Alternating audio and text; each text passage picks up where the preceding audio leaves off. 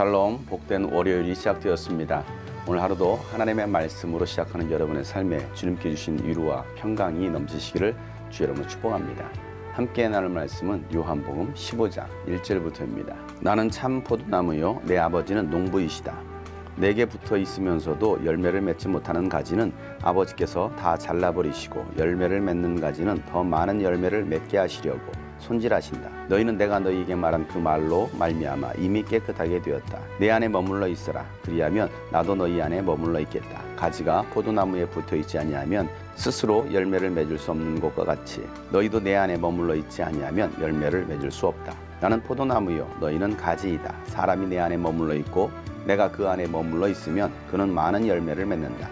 너희는 나를 떠나서는 아무것도 할 수 없다. 사람이 내 안에 머물러 있지 아니하면 그는 쓸모없는 가지처럼 버림을 받아서 말라버린다. 사람들이 그것을 모아다가 불에 던져서 태워버린다. 너희가 내 안에 머물러 있고 내 말이 너희 안에 머물러 있으면 너희가 무엇을 구하든지 다 그대로 이루어질 것이다. 너희가 열매를 많이 맺어서 내 제자가 되면 이것으로 내 아버지께서 영광을 받으실 것이다. 아버지께서 나를 사랑하신 것과 같이 나도 너희를 사랑하였다. 너희는 내 사랑 안에 머물러 있어라.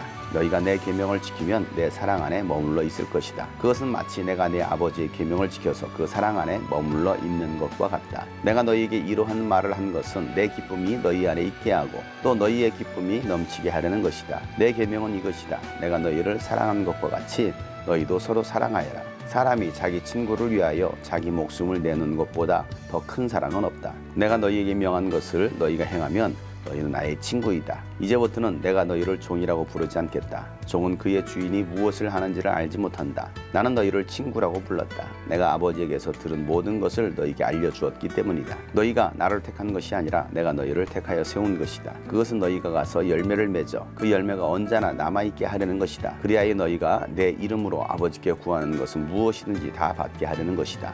내가 너희에게 명하는 것은 이것이다. 너희는 서로 사랑하여라. 아멘.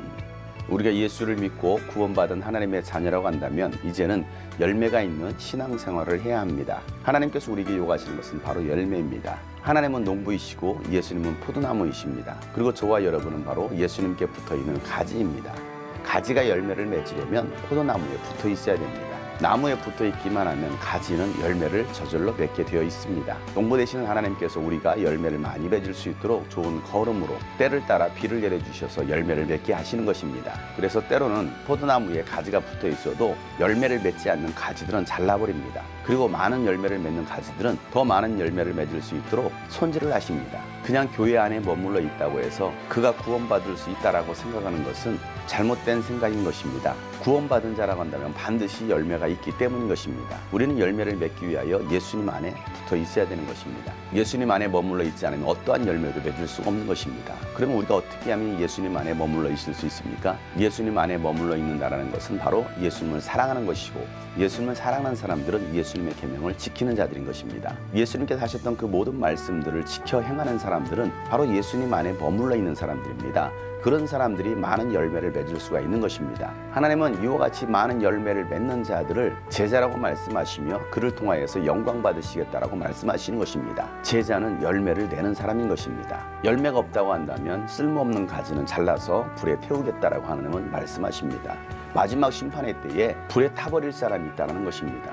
저와 여러분은 불에 타는 자들이 아니라 많은 열매를 맺어서 하나님께서 여러분을 통하여서 영광 받으실 수 있는 여러분 되시기를 주 여러분 축복합니다. 우리가 예수님 안에 머물러 있을 때에 우리는 무엇이든지 예수님의 이름으로 구할 수 있습니다. 그러면 예수님은 여러분들이 예수님 안에 거함으로 인하여 여러분의 간구를 다 들어주시고 응답해 주시는 것을 믿으시기 바랍니다. 이것은 예수님께서 우리가 분명히 하신 약속입니다.